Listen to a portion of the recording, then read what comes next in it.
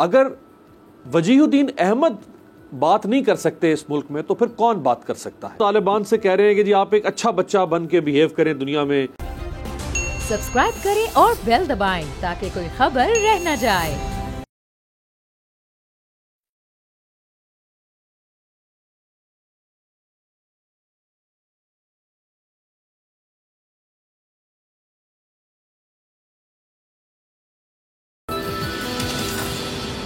السلام علیکم ویورز، میں ہوں آپ کے ساتھ امیر عباس اور آپ دیکھ رہے ہیں تبدیلی. اس ہفتے میں جو سیاسی بھونچال رہا وہ عمران خان صاحب کے اوپر لگنے والے جسٹس ریٹائرڈ وجیہ الدین احمد صاحب کے الزامات تھے. جسٹس ریٹائرڈ وجیہ الدین احمد صاحب ہمارے پروگرام میں شریک ہوئے آج سے چند ہفتے پہلے. ہم نے یہ پروگرام کیا عمران خان صاحب کی 3 سالہ کارکردگی پر، اور جسٹس صاحب کو بلانے کا مقصد یہ تھا کہ جسٹس صاحب نے عمران خان صاحب کی پارٹی کو جوائن کیا، عمران خان صاحب کے صدارتی امیدوار عمران خان صاحب کی پارٹی کے اندر رہے، پھر انہوں نے پارٹی کو 2016 میں چھوڑ دیا. تو ان کو بلانے کا مقصد یہ تھا اس پروگرام میں کہ ہم ان سے جان سکیں کہ ان کا عمران خان صاحب کو جوائن کرنے کا فیصلہ غلط تھا یا عمران خان صاحب کو چھوڑنے کا فیصلہ غلط تھا. آج 3.25 سال کی کارکردگی کے بعد عمران خان صاحب کی وہ یہ کیا سوچتے ہیں کہ وہ مطمئن ہیں اپنے اس فیصلے پر جو انہوں نے تحریک انصاف کو چھوڑنے کا لیا، یا ان کو پشیمانی ہے اور ان کو عمران خان کے ساتھ آج رہنا چاہیے تھا. اس پروگرام میں انہوں نے عمران خان صاحب کی شخصیت پر جو الزام لگایا، اگرچہ میں نے ان کی اس رائے سے پہلے یہ بات کہی تھی کہ عمران خان صاحب فائنینشلی ریلیٹیولی ایک اپ رائٹ آنیسٹ پرسیپشن والے سیاستدان ہیں پاکستان میں، اس پر انہوں نے جواب کیا دیا تھا جس کے بعد یہ سیاسی بھونچال پیدا ہوا. یہ دکھائی. میں آپ کو یہاں وضاحت دینا چاہوں گا، یہ سوچ بالکل غلط ہے کہ عمران خان کوئی دیانتدار آدمی ہے. عمران خان کی صورتحال یہ ہے کہ انہوں نے سال سے کبھی اپنا گھر خود نہیں چلایا. ابتدا کے اندر یہ جہانگیر ترین والے لوگ 30 لاکھ روپیہ ماہوار وہاں دیا کرتے تھے ان کا گھر چلانے کے لیے. پھر یہ ہوا کہ جی یہ 30 لاکھ کے اندر نہیں چلے گا، 50 لاکھ روپیہ ماہوار وہاں دینا شروع کیا. اب ان کے پاس گاڑی ہو تو فیول سے بھری ہوئی ہونی چاہیے، ان کی جیب میں پیسہ ہو یا نہ ہو، دوسرے سارے لوگ جو ہیں وہ پیمنٹ کرنے کے لیے ایک دوسرے سے سبقت لے جانے والے ہوں. اب جہاں پر یہ صورتحال ہو، ایک ہمارے ساتھی تھے پی ٹی آئی میں، انہوں نے ایک بات بڑی اچھی کہی جو میں دہرانا چاہوں گا. انہوں نے یہ کہا کہ وہ شخص جس کے جوتے کے لیس بھی اپنے نہیں ہیں وہ اپنے آپ کو ایماندار کیسے کہہ سکتا ہے.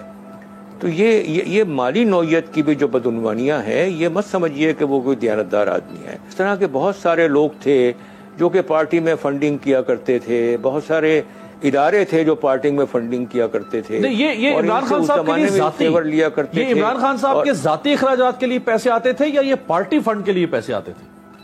نہیں، یہ پیسے جو میں نے جس کا طرز کیا یہ تو بنی گالا چرانے کے لیے آتے تھے، گھر چرانے کے لیے آتے تھے. اچھا، یہ پارٹی فنڈ کی بات نہیں ہو رہی، وہ تو ایک الگ ہی چیز. رائٹ. یہ وہ الزام تھا جسٹس ریٹائرڈ وجیہ الدین احمد صاحب کا، جس الزام کے بعد گزشتہ ایک ہفتے سے آپ دیکھ رہے ہیں کہ پاکستانی سیاست میں جو گہما گہمی ہے. اب ایک تنقید جو ہو رہی ہے حکومت کی طرف سے کہ جسٹس صاحب کو کیوں موقع دیا گیا، یا جسٹس صاحب ایک غیر ذمہ دار انسان ہے. وجیہ الدین احمد پاکستان کی جوڈیشری کا ایک معتبر نام تصور کیا جاتا رہا ہے. وجیہ الدین احمد سپریم کورٹ کے جج رہے، وجیہ الدین احمد سندھ ہائی کورٹ کے چیف جسٹس رہے. اگر وجیہ الدین احمد بات نہیں کر سکتے اس ملک میں تو پھر کون بات کر سکتا ہے؟ اس کے بعد اپوزیشن کو بھی ظاہری بات ہے موقع مل گیا، کیونکہ اپوزیشن پہلے ہی جہانگیر ترین صاحب اور علیم خان صاحب اور عمران خان کے جو سرمایہ دار دوست تھے ان کے حوالے سے اے ٹی ایم کا الزام لگاتی رہی، اور اس پر اپوزیشن نے کیا رد عمل دیا؟ مصدق ملک صاحب کا بیان. ریٹائرڈ وجیہ الدین احمد صاحب میرے ساتھ اس پروگرام میں موجود ہیں. ان کی طرف بڑھنے سے پہلے آخر میں ذرا عمران خان صاحب ماضی میں خود جسٹس وجیہ الدین احمد صاحب کے بارے میں کیا کہا کرتے تھے، جن جسٹس صاحب کو گزشتہ ایک ہفتے سے عمران خان صاحب کی پارٹی کے سپورٹرز، ان کے حامی، ان کے سوشل میڈیا اکاؤنٹس جس انتہائی نچلے درجے کی زبان استعمال کر کے، گھٹیا زبان استعمال کر کے ان کے خلاف جو مہم چلا رہے ہیں. دکھائیں خان صاحب کیا کہتے تھے. رائٹ. یہ الفاظ کسی اور کے نہیں، یہ عمران خان صاحب کے ہیں. بہت بہت شکریہ. جسٹس ریٹائرڈ وجیہ الدین احمد صاحب ہمارے ساتھ موجود ہیں. جسٹس صاحب، جہانگیر ترین صاحب نے انکار کر دیا ہے. جو الزام آپ نے جہانگیر ترین صاحب کے حوالے سے لگایا وہ یہ ماننے کو تیار نہیں ہے کہ وہ کو پیسے 30 لاکھ 50 لاکھ یا واٹ ایور عمران خان صاحب کو دیتے تھے. اسی طرح سے حکومت نے آپ کے بیان کو مسترد کر دیا ہے. سب کچھ میں سنوا چکا ہوں, آپ سن چکے ہیں. اب مزید آپ اپنے پوائنٹ کو, اپنے الزام کو کیسے جسٹیفائی کریں گے؟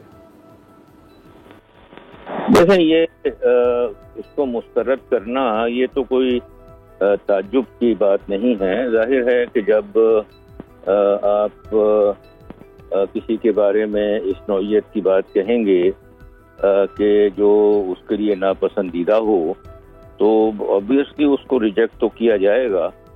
یہ تو کوئی بڑی بات نہیں ہے. بڑی بات جو ہے وہ یہ ہے کہ یہ اس زمانے کی بات ہے جب کہ عمران خان اپوزیشن میں ہوا کرتے تھے اور ہم بھی پی ٹی آئی کا ایک حصہ تھے. تو اب اس کے بارے میں اگر کوئی بات ہو رہی ہے جس کا تعلق ان کی موجودہ آفیشیل پوزیشن سے نہیں ہے تو پھر یہ وزراء صاحبان اور مشیران یہ اس مسئلے میں کیوں کود پڑے ہیں؟ یہ تو وہ چیزیں ہیں جس کے متعلق خود عمران کو بات کرنی چاہیے اور اپنا موقف خود بیان کرنا چاہیے.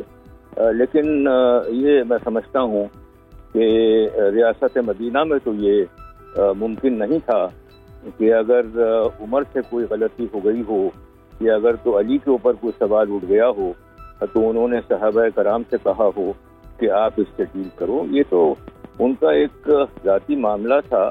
غلط تھا یا صحیح تھا ظاہر ہے وہ تو اس کو نہیں مانیں گے, وہ تو یہی کہیں گے غلط تھا.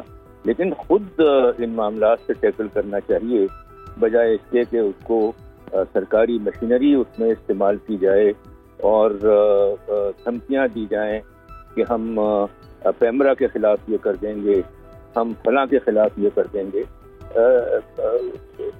میں سمجھتا ہوں کہ یہ مناسب طریقہ کار نہیں ہے. یہ obviously جیسے میں نے آپ سے عرض کیا کہ عمران خان کے لیے یہ کوئی پسندیدہ بات بالکل نہیں ہوگی, لیکن چیزوں کو ڈیل کرنے کا ایک خوشائن اور ایک کنونشنل طریقہ کار ہوتا ہے. یہ نہیں ہوتا کہ آپ کے ذاتی معاملات ہوں اور آپ ان کے پیچھے پوری سرکاری مشینری لگا دیں اور سرکاری بڑے ادارے انسٹیٹیوشن جیسا کہ پیمرا وغیرہ ہیں ان کو دھمکیاں دینا شروع کر دیں. چینلز کے جو چیئرمین یا سی او ہیں ان کو دھمکیاں دینا شروع کر دیں. یہ میں سمجھتا ہوں کم از کم ریاست مدینہ سے تو یہ ایکسپیکٹڈ نہیں ہو سکتا.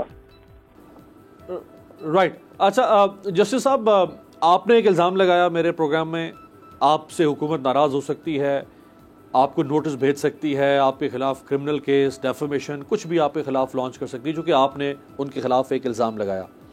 میڈیا تو ماضی میں ہر سیاستدان کو, جب عمران خان اپوزیشن میں تھے اور وہ دوسرے سیاستدانوں پر الزام لگایا کرتے تھے تو میڈیا نے ان کو بھی سپیس دی.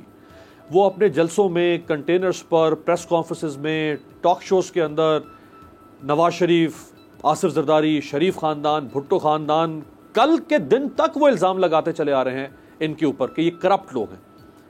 لیکن اگر ان کے خلاف ہمارے پروگرام میں یا کسی اور میڈیا پلیٹ فارم پر کوئی گفتگو کرے جیسے آپ نے کی تو وہ آپ کے خلاف اگر کوئی ایکشن لیتے ہیں تو شاید اسی کو لاجک ہو سکتی ہے. چونکہ آپ الزام لگا رہے ہیں, وہ میڈیا کو ہی برا سمجھنا شروع ہو گئے ہیں, وہ میڈیا کو بھی نوٹسز بھیج رہے ہیں. یہ کس قسم کا رویہ ہو سکتا ہے؟ ہاں, یہ جسے کہتے ہیں بہت بڑی ٹریویسٹی ہے. لیکن اس میں خوش آئند بات یہ ہے کہ اس وقت کے جو حکمران تھے انہوں نے کوئی آفیشیل چھتری کے نیچے یا اس کے سائے میں پناہ نہیں کی اور انہوں نے ان کے جو بھی بیانات تھے ان کو اپنے لیول کو پر ٹیکل کیا. اور یہی میں سمجھتا ہوں کہ ایک سیاسی کنونشنل اور ڈیموکریٹک طریقہ کار ہے. اچھا جسٹس صاحب, حکومت نے اعلان کر دیا آپ کے خلاف کرمنل کیس داخل کرنے کا. اس کی نوعیت کیا ہوگی یا حکومت اپنے کیس کو کیسے تیار کرے گی اس کے تو مندرجات سامنے آئیں گے بعد میں. لیکن اگر حکومت آپ کو کسی عدالت کے کٹہرے میں طلب کر لیتی ہے, یعنی عدالت بلاتی ہے آپ کو کسی کٹہرے میں, تو پھر آپ اپنے دفاع میں کیا کہیں گے؟ کیونکہ آپ نے ایک ٹی وی پروگرام میں الزام لگایا عدالت میں جا کے تو سیاسی گفتگو نہیں ہو سکتی ہے، عدالت میں تو پھر آپ کو اپنے اس الزام کو ثابت کرنا پڑے گا، کیسے ثابت کر پائیں گے آپ؟ دیکھیں، یہ جو پروسیڈنگز ہوا کرتی ہیں ڈیفیمیشن کی، اور خصوصاً جو ڈیفیمیشن کے دو طریقہ کار رائج ہیں. ایک یہ ہے کہ اس کے سلسلے میں سول پروسیڈنگز کا اجرا کیا جاتا ہے، اور دوسرا یہ ہے کہ کرمنل پروسیڈنگز شروع کی جاتی ہیں. اب یہ بات کر رہے ہیں کرمنل پروسیڈنگز کی. اب کرمنل پروسیڈنگز میں تو اصول یہ ہے کہ جو پروزیکیوشن ہوتی ہے، جو استغاثہ ہوتا ہے، اس کو اپنی باتیں ثابت کرنی ہوتی ہیں. تو لہٰذا ان کو وہاں پر یہ ثابت کرنا ہوگا. پہلے تو یہ کہیں گے کہ جو بھی میں نے کہا ہے وہ غلط ہے اور اس کو یہ رد کرتے ہیں. پھر اس کے بعد یہ کہیں گے کہ حقیقت یہ ہے کہ وہاں کے اخراجات یہ تھے. پھر یہ کہیں گے کہ حقیقت یہ کہ اس نوعیت سے میں ان اخراجات کو بیئر کیا کرتا تھا. تو یہ برڈن آف پروف بنیادی طور کے اوپر ان کے اوپر ہوگا. پروزیکیوشن پہ ہوتا ہے برڈن آف پروف، اور جہاں تک کہ ایکیوز کا تعلق ہے اسے کچھ ثابت نہیں کرنا ہوتا سوائے اس کے کہ اسے یہ اسٹیبلش کرنا ہوتا ہے کہ پروزیکیوشن اپنے کیس کو beyond a shadow of doubt establish کرنے میں ناکام رہی ہے. اور اگر وہ اتنا اسٹیبلش کر لے ایکیوز پرسن تو پھر استغاثہ خارج کر دیا جاتا ہے. تو لہذا برڈن آف پروف بنیادی طور کے اوپر اس شخص کے اوپر ہوتا ہے جو کہ استغاثہ کرمنل کیس میں لے کے جاتا ہے. تو برڈن آف پروف ان کے اوپر ہوگا، میرے اوپر نہیں ہوگا.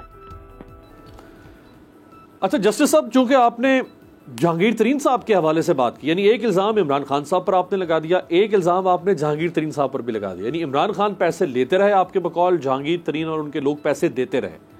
تو اگر جہانگیر ترین، جو کہ ابھی آلریڈی اپنی ٹویٹ کے ذریعے سے اس بات کا انکار کر چکے ہیں کہ انہوں نے کوئی اس طرح کی رقم عمران خان صاحب کو نہیں دی ہے ان کے ذاتی استعمال کے لیے، اگر وہ کل کو عدالت میں بھی جا کے انکار کر دیتے ہیں جہانگیر ترین کہ بھئی میں نے تو ایسے کوئی پیسے نہیں دیے، تو پیسے لینے والا بھی انکار کر رہا ہے کہ میں نے پیسے نہیں لیے، پیسے دینے والا بھی انکار کر رہا ہے کہ میں نے پیسے نہیں دیے، وہ کورٹ میں بھی جا کے کہہ دیتا ہے، تو پھر آپ کے پاس اپنے اس الزام کو ثابت کرنے کے لیے کیا باقی رہے گا؟ دیکھیں، مجھے لگتا نہیں ہے کہ جہانگیر ترین اس حد تک آئیں گے کہ وہ عدالت میں پیش ہوں ایز اے پروزیکیوشن وٹنس اور وہ اپنے آپ کو ایکسپوز کریں، کیونکہ میں تو پھر ان کو کراس ایگزامن کروں گا نا، اور چھوٹی موٹی قانون کی شدبد مجھے ہے، اور میں وہاں یہ اسٹیبلش کروں گا کہ یہ جو کچھ بھی کہہ رہے ہیں، جو تردید کر رہے ہیں، ان کے دوسرے معاملات کو دیکھا جائے اور اس بات کا فیصلہ کیا جائے کہ کیا ان کی گواہی کریڈیبل ہے، یا ان کی گواہی کو ایکسیپٹ کیا جا سکتا ہے. تو میں سمجھتا ہوں بہت مشکل ہے کہ جہانگیر ترین صاحب کا جو ایک ٹریک ریکارڈ رہا ہے اس میں میرے کراس ایگزامینیشن کو وہ فیس کرنے کی جرات کر سکیں اور ان کی طرف سے پروزیکیوشن وٹنس کی طور کے اوپر پیش ہو سکیں. جسٹس صاحب، آپ نے جن 30 لاکھ یا 50 لاکھ روپے کی بات کی کہ وہ عمران خان صاحب تک پہنچائے جاتے تھے ان کے گھریلو اخراجات کی مد میں، تو یہ بتائیں کہ کیا یہ ہارڈ کیش کی صورت میں ہوتے تھے یا کچھ سہولیات تھیں جو 30 لاکھ یا 50 لاکھ مالیت کی ہو سکتی ہیں، جیسا کہ گاڑی ہے، ملازمین ہیں، کچھ اور یوٹیلیٹی بلز کی ادائیگی ہے؟ کیونکہ بہت سارے لوگ جو عمران خان صاحب کے حق میں سامنے آئے ہیں ان کے پاس دلیل یہ ہے کہ 30 لاکھ یا 50 لاکھ روپے کسی ایک شخص کو خرچ کرنے کے لیے نہیں چاہیے.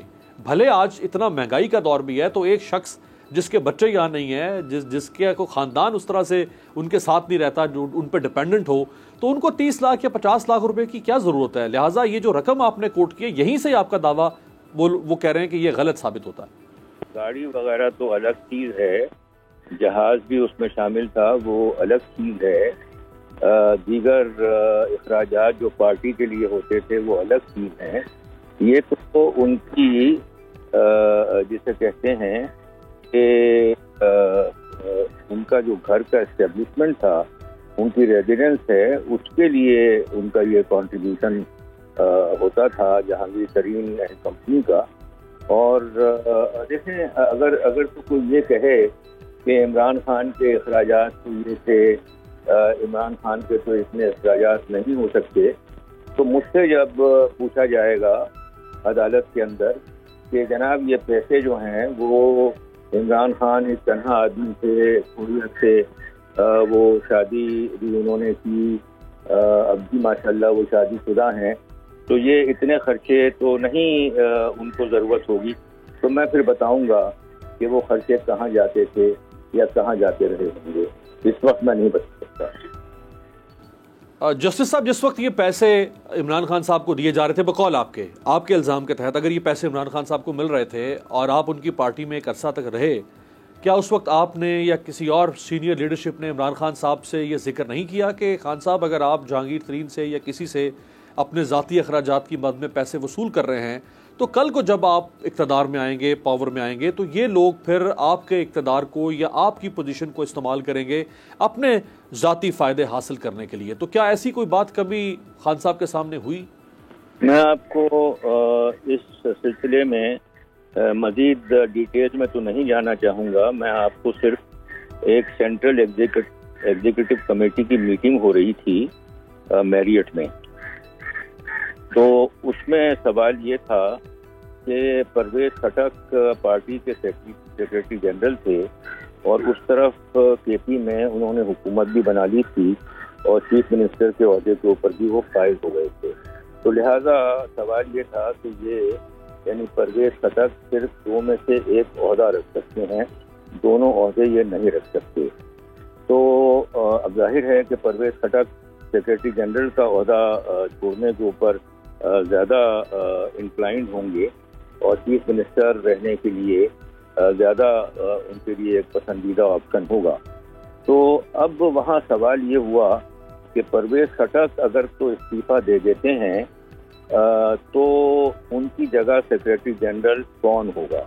نارمل طریقے سے تو اس کا بائی الیکشن ہونا چاہیے تھا، لیکن وہاں پر تجویز یہ ہوئی کہ بائی الیکشن نہ ہو بلکہ اس کا نامینیشن ہو جائے کہ پرویز خٹک جب استعفیٰ دے دیں پی ٹی آئی کی سیکرٹری جنرل شپ سے تو ان کی جگہ کسی کو نامزد کر دیا جائے۔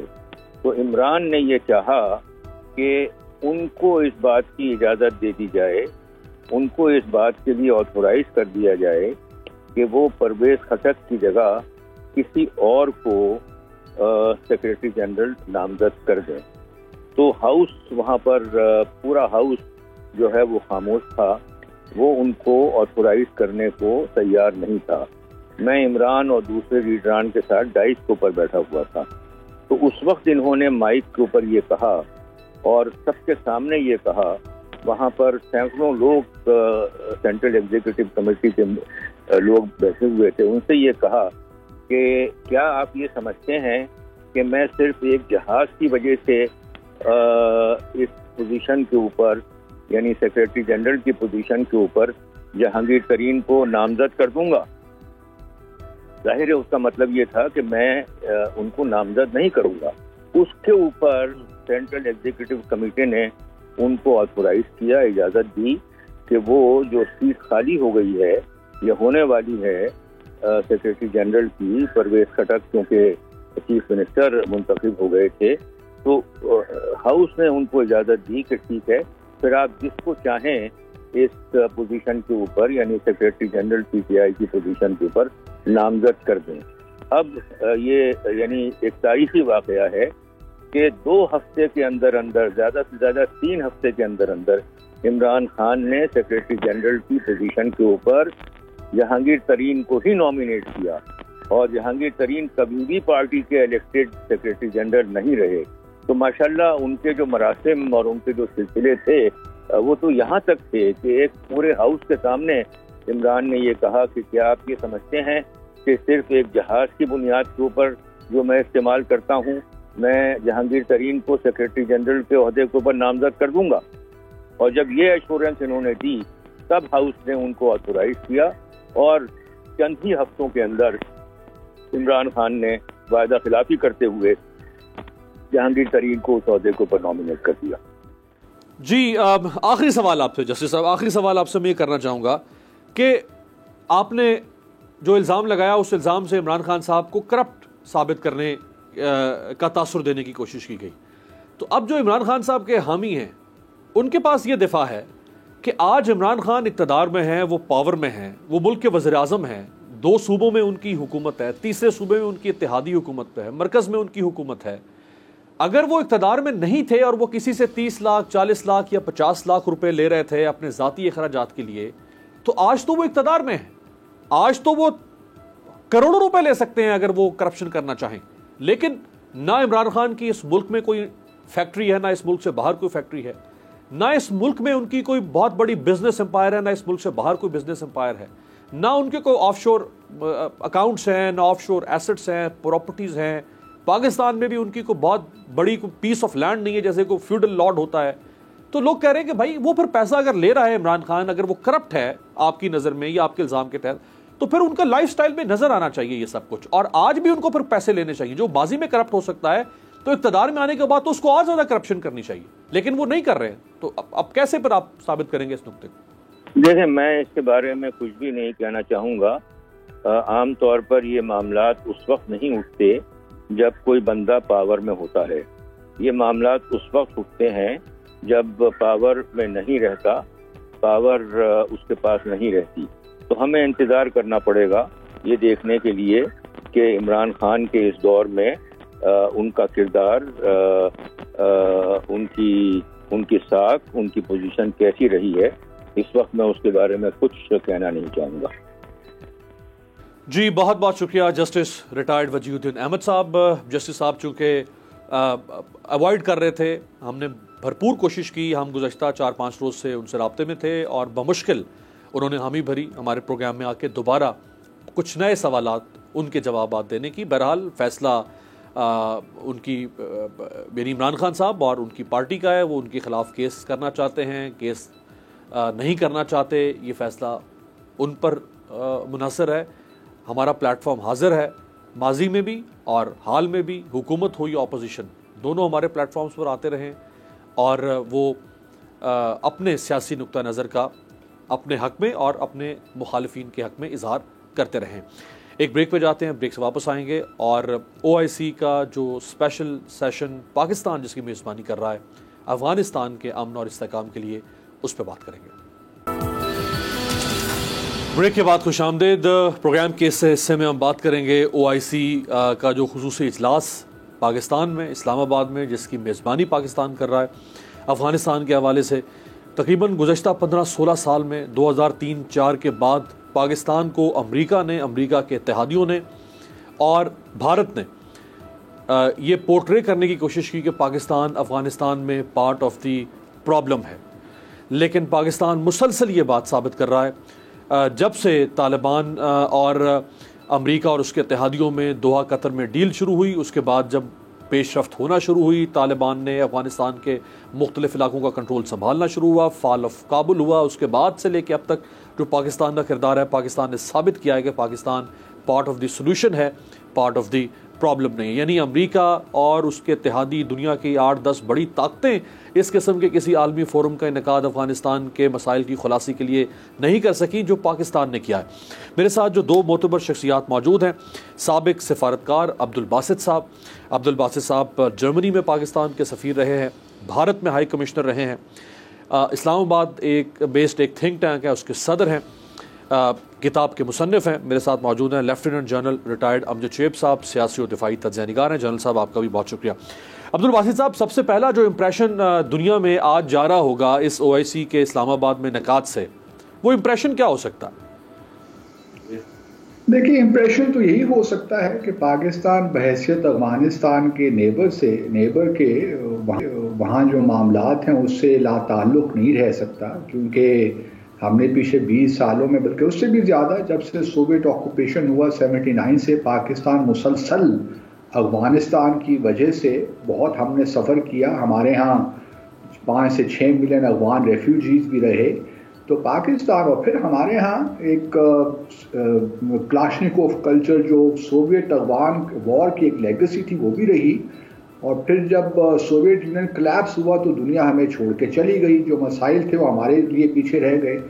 تو آج میسج یہی جانا چاہیے کہ پاکستان بحیثیت افغانستان کے نیبر کے, جس کے ساتھ ہم تقریباً 2600 کلومیٹر بارڈر شیئر کرتے ہیں, پاکستان لاتعلق نہیں رہ سکتا جو بھی افغانستان میں ہو رہا ہے، کیونکہ اس کے براہ راست اثرات پاکستان میں پڑتے ہیں، چاہے وہ افغانستان ریفیوجیز کے حوالے سے ہوں، چاہے وہ وائلنس کے حوالے سے ہوں۔ تو پاکستان کا ایک کلیدی کردار ہے اور ہمیشہ سے رہا ہے، اور ہم آج جو کانفرنس، جو غیر معمولی کانفرنس ہو رہی ہے، ہم امید کرتے ہیں کہ OIC اور دنیا کے جو باقی ممالک ہیں وہ they will step up to the challenge, اور چونکہ ایک ہیومینیٹیرین کرائسس انفولڈ ہو رہا ہے، اور وہاں پہ اس وقت بھی اگر آپ دیکھیے تو ایک ڈراؤٹ کی سچویشن ہے، فیمن ہے، لوگ اسٹارویشن سے مر رہے ہیں، سردی کا موسم شروع ہو گیا ہے، تو ہم افغانستان کے لوگوں کو ان کے حال پہ تو نہیں چھوڑ سکتے۔ دوسری طرف افغانستان کے جو ہیں، آپ نے سارے فنڈز فریز کر دیے ہیں اور افغانستان کی حکومت کو آپ کام نہیں کرنے دے رہے، چلے طالبان کی حکومت کو آپ تسلیم نہ کریں، لیکن آپ کے پاس اور آپشن ہے کیا؟ دنیا مجھے یہ کوئی بتا دے کہ افغانستان میں کیا آپشن رہ گیا ہے؟ آپ نے طالبان کے ساتھ ہی ڈیل کرنا ہے، آپ یہ تو نہیں افورڈ کر سکتے کہ ہم افغانستان کو دوبارہ کسی سول وار کی طرف لے جائیں، کیونکہ وہ اگر آپ سول وار کی طرف جائیں گے تو پھر دہشت گردوں کو اسپیس ملے گی، چاہے وہ ازبک اسلامک موومنٹ ہو، IS خراسان ہو، القاعدہ ہو، کوئی بھی دہشت گرد تنظیم ہو، اس کے لیے اسپیس مہیا ہو جائے گی۔ تو پاکستان دنیا کو ہم تو یہی بتانا چاہتے ہیں کہ جہاں پاکستان کے مفادات ہیں افغانستان کی اسٹیبلٹی کے ساتھ منسلک، وہاں اس خطے اور دنیا بھر کے مفادات ہیں کہ افغانستان میں امن آئے، وہاں پراسپیرٹی ہو۔ تو یہ میں سمجھتا ہوں کہ آج جو ہم نے ایک بڑا اچھا احسن اقدام اٹھایا ہے کہ OIC کا غیر معمولی اجلاس اسلام آباد میں ہو رہا ہے، تو ہم امید کرتے ہیں اس کے نتائج کم از کم کچھ نکلے کنکریٹ، تاکہ OIC، کیونکہ افغانستان میں دیکھیں نا فاؤنڈنگ ممبر ہے OIC کا، تو آج ہم امید کرتے ہیں کہ جب اسلام آباد ڈکلیریشن ایشو ہوگا تو اس میں کچھ کنکریٹ چیزیں شامل ہوں گی، تاکہ جو افغانستان کی لوگوں کی مدد ہے وہ اس وقت سب سے بڑی اول ترجیح ہونی چاہیے میرے خیال میں، اور یہی میسج دنیا کو جانا چاہیے آج کے اس کانفرنس سے۔ رائٹ جنرل صاحب، جو 20 سال امریکہ نے افغانستان میں گزارے اور اس کے اتحادیوں نے، نہ وہاں پہ انڈسٹریز لگ سکیں، نہ ان کی کوئی اور ٹریڈ ہے دنیا کے ساتھ افغانستان کی، نہ ان کی کوئی اور ہائی ٹیک ایکسپورٹ ہے، کچھ بھی نہیں ہے دنیا کے پاس ان کو بیچنے کے لیے۔ اب وہ صرف کندھاری انار سے یا انگور سے یا افغانی سیب بیچ کے تو دنیا سے وہ ملک نہیں چلا سکتے۔ اس وقت ان کو پیسہ چاہیے دنیا سے سوشو اکنامک ڈیولپمنٹ کے لیے، وہ کون ان کو دے سکتا ہے؟ ذریعے OIC کے ممالک دیں گے، وہ ویسٹرن یورپ دے گا، امریکہ دے گا، کون دے گا پھر؟ بسم اللہ الرحمن الرحیم۔ دیکھیے، جب جنگ جاری تھی وہاں پہ تو ان کا کمپلیٹ مکمل بجٹ جو ہے وہ مغربی دنیا نے اٹھایا ہوا تھا، اور وہ ان کے خرچہ، آپ یوں کہہ لیجئے کہ افغانی جو ہیں وہ تقریباً 40% کے قریب وہ جنریٹ کرتے تھے اپنے سورسز سے، جس میں فصلیں وغیرہ یا یہ فروٹ آپ جو ذکر کر رہے ہیں۔ ابھی خوش سالی بھی ہے، وہاں پہ بارشیں نہیں ہوئی اور موسم خراب ہونے کی وجہ سے ان کی اکانومی اور بھی برے حال میں ہے، تو باقی تو 60-70% جو ہے وہ مغربی دنیا دے رہی تھی وہاں پہ۔ اب وہ نظام کولیپس کر گیا، جب آپ تنخواہیں نہیں دے سکتے کسی کو تو وہ افواج ان کی پہلے ہی بھاگ گئی تھی، کیونکہ وہ نیچرلی طالبان کے خلاف کھڑی ہوئی تھی۔ آج وہ بھی بے روزگار لوگ پھر رہے ہیں وہاں پہ، نیچرلی وہاں پہ ٹیررزم پڑے گا، یہ لوگ چلے جائیں گے ٹیررزم کی طرف، جہاں سے بھی پیسے ملیں گے یہ ادھر چل پڑیں گے۔ اب یہ مغربی دنیا جس نے 20 سال اس ملک کو تباہ و برباد کیا اور ڈیولپمنٹ کے نام پہ کہ جناب افغانستان میں ڈیولپمنٹ ورک کر رہے ہیں، یہ کر رہے ہیں، وہ سارا پیسہ کھا پی گئے، یا افغانی کھا گئے یا مغربی دنیا کے ٹھیکیدار کھا گئے۔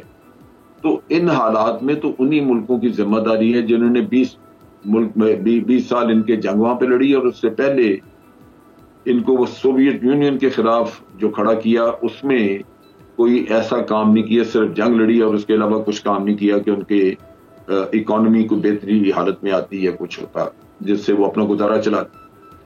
اب مسئلہ یہ ہے کہ انہوں نے تو زندہ رہنا ہے، ان کو آپ کی میری کسی اور کی صحت سے کوئی غرض نہیں ہے، انہوں نے زندہ رہنا ہے، چنانچہ وہ جائیں گے نارکوٹکس کی طرف، وہ جائیں گے گن رننگ کی طرف، وہ جائیں گے ٹیررزم کی طرف۔ بالکل صحیح۔ یہ وہ ان کی اکانومی ہے جو وہ چلائیں گے، پھر ساری دنیا ٹکرے مارے گی کہ ہو جی یہ ہو گیا وہ ہو گیا. تو آج وقت ہے کہ ان کو اس رستے پہ لے کے آئیں جو طالبان نے, مثال کے طور پہ طالبان نے گن رننگ منع کی ہوئی ہے, طالبان نے وہاں پہ نارکوٹکس بالکل بین کی ہوئی ہے, لیکن وہ اپنے لوگوں کو بھوکا نہیں مرنے. جنرل صاحب یہی جو نقطہ آپ نے اٹھایا, میں اسی پہ آپ سے ایک سوال کرنا چاہوں گا جنرل صاحب, کہ اب دنیا خاص طور پہ امریکہ اور اس کے جو اتحادی ہیں وہ طالبان سے کہہ رہے ہیں کہ جی آپ ایک اچھا بچہ بن کے بیہیو کریں دنیا میں, اور آپ ہیومن رائٹس کی وائلیشن نہیں ہونی چاہیے, آپ عورتوں کو حقوق دیں, آپ کے ملک میں جبر نہیں ہونا چاہیے, ڈیموکریسی ہونی چاہیے, فریڈم ہونا چاہیے, پریس ہونی چاہیے, فلانا. بھائی یہ آپ کن سے ایکسپیکٹ کر رہے ہیں کہ جن کے پاس کھانے کو کچھ نہیں ہے, جن کی سویلائزیشن تباہ ہو چکی ہے, جن کے اندر ہاسٹیلٹی اتنی بڑھ چکی ہے, آپ ان کو پہلے ایک ڈھنگ کا انسان تو بننے دیں, پھر آپ ان سے یہ اپنی وش لسٹ فرمائشیں ان کے سامنے رکھیں.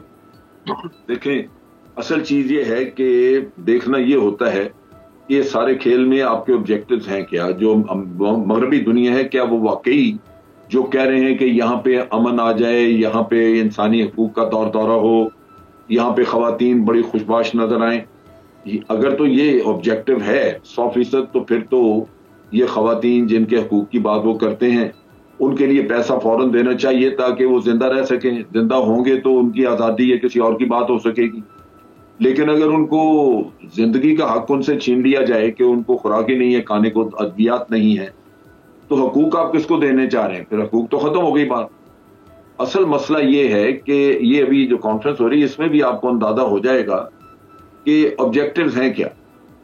میں سوچتا ہوں کہ دیکھیے اگر امریکہ نے کوارڈ بنایا, چائنا کو کنٹین کرنا ہے, رشیا بھی ہمارا ان کا ایڈورسری ہے, اس سب پہ بے پناہ پیسہ لگا رہے ہیں, اتحاد بنا رہے ہیں, الائنسز کھڑی کر رہے ہیں, اور یہاں وہ 20 سال ٹکرے مار کے پیسہ اپنا اتنا برباد کر کے یہاں سے نکلے, چائنا کو پلیٹ میں رکھ کے دے جائیں کہ جی ابھی آپ یہ لے لیں افغانستان, یہاں سے منرلز بھی آپ نکالتے رہیں اور کنیکٹیوٹی بھی لے لیں ساری سینٹرل ایشیا کے ساتھ. میرا اپنا اندازہ ہے کہ وہ یہ نہیں کریں. یہ ان کے آبجیکٹیو تو یہی ہوں گے, اسٹریٹجک آبجیکٹیو یہی ہوگا کہ آج بھی افغانستان جو ہے وہ ڈینائی, اس کی سپیس ڈینائی کی جائے, اس کے استعمال نہ ہونے دیا جائے چائنا کے فائدے کے لیے, کیونکہ چائنا کی اکنامک ایکٹیویٹی بڑی بڑھ جائے گی اگر وہ اس خطے میں کنیکٹ ہو جاتا پوری طرح اور یہاں سے منرلز وغیرہ لے جانی شروع کر دیتا ہے. ریئر ارتھ کی بات کرتے ہیں کہ یہاں پہ ریئر ارتھ مٹیریلز بھی ہیں, اچھا چلیں, لیکن اگر یہ آبجیکٹیو ہے کہ اس کو ڈینائی کرنا, پھر آپ دیکھیے کہ پھر وہ اس طرح کے ایکشن کریں گے کہ یعنی یہاں پہ ان کی سوسائٹی میں آل انکلوسیو گورنمنٹ کا بہانہ, عورتوں کے حقوق کا بہانہ. اگر مثال کے طور پہ کل افغان مولوی جو ہیں, یہ جو طالبان ہیں, یہ مثال کے طور پہ آل انکلوسیو گورنمنٹ ویسٹرن ایڈوکیشن کے مطابق بنا دیتے ہیں, تو آپ دیکھیں گے یہ کوئی اور مسئلہ کھڑا کر دیں گے. یہ ڈو مور کی بیماری جو امریکہ میں ہے وہ کہیں نہیں ہے. ایک مسئلہ حل ہونے کی طرف آئے گا. جنہوں نے مسائل وہاں کھڑے رکھنے ہیں وہ کبھی مطمئن نہیں ہوں گے. طالبان ان کو جتنا مطمئن کرنے کی کوشش کریں گے وہ ایک نئی وش لسٹ ان کے سامنے رکھ دیں گے. ایک بریک پہ جاتے ہیں, بریک سے واپسی پہ عبد الباسط صاحب سے میں یہ پوچھنا چاہوں گا کہ دنیا, اگر ہم اسلامی دنیا کی بات کریں جو کہ یہ OIC اسلامی دنیا کی ہے, تو اسلامی دنیا میں جو امیر ملک ہیں ان میں سے کون کون سے ملک ہیں جو انیشیٹو لے سکتے ہیں اپنے طور پہ؟ بریک کے بعد.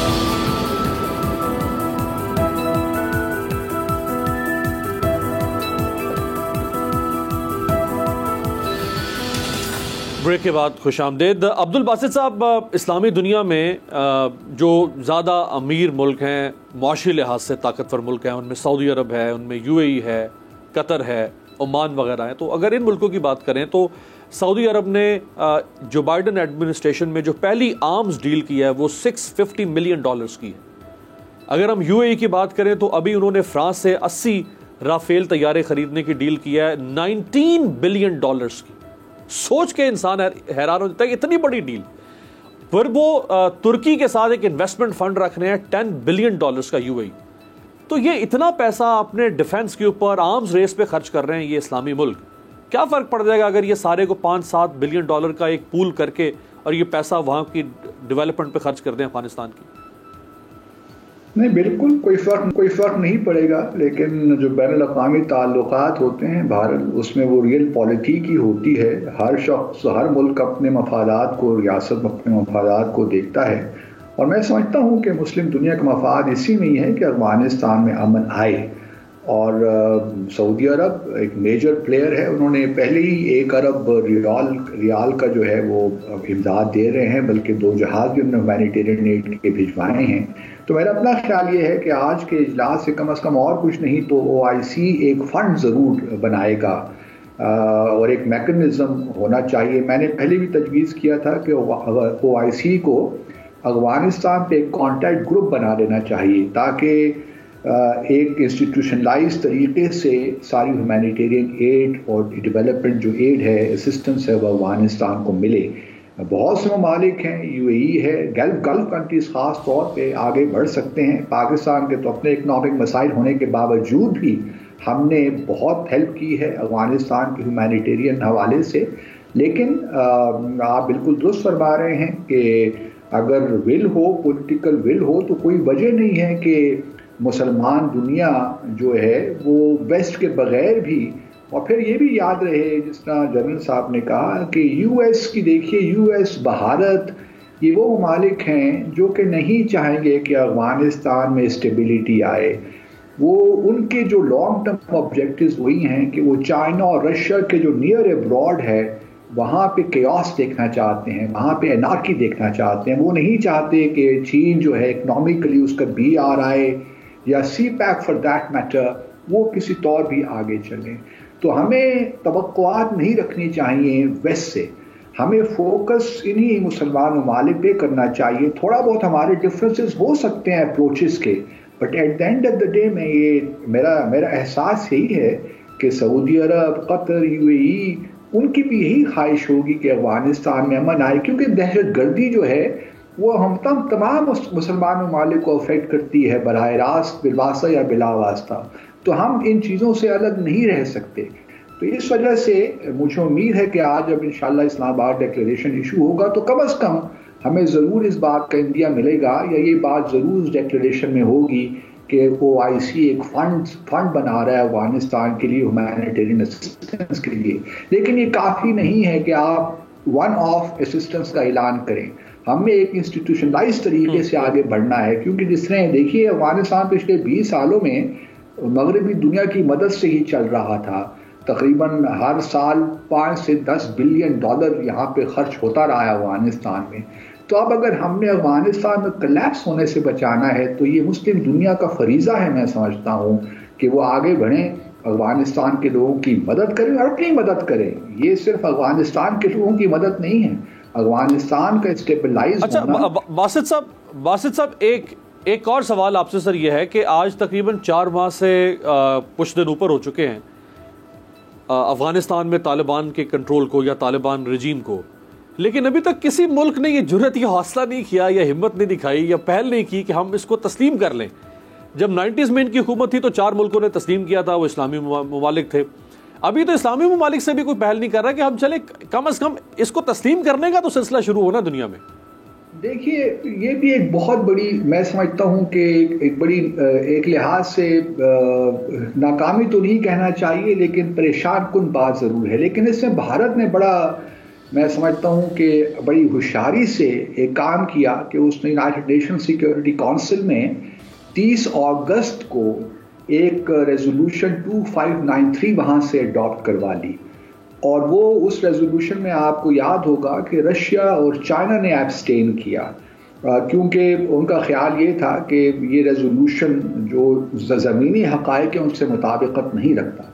تو اب اگر آپ دیکھیں گے کہ آج چونکہ بھارت میں بھی ایک اجلاس ہو رہا ہے تو وہ بھارت اسی کی بات کرتا ہے ریزولوشن 2593 کی، یا جو امریکہ ہے وہ بھی اسی کی بات کرتا ہے۔ تو اب میرے خیال میں یا تو OIC کو اس نے اب پاکستان کے لیے بڑا مشکل ہو گیا ہے کہ وہ اکیلے ریکگنائز کرے، یا تو OIC کے پلیٹ فارم سے یہ ہوگا یا پھر چائنا، رشیا اور کچھ اور ممالک کے ساتھ مل کر یہ معاملہ آگے چل سکتا ہے۔ لیکن بہرحال ایک موقع تھا شروع میں، اگر ہم شروع میں چائنا، رشیا کے ساتھ مل کر لیتے تو پاسبل تھا، اب میں سمجھتا ہوں ذرا مشکل ہو گیا ہے۔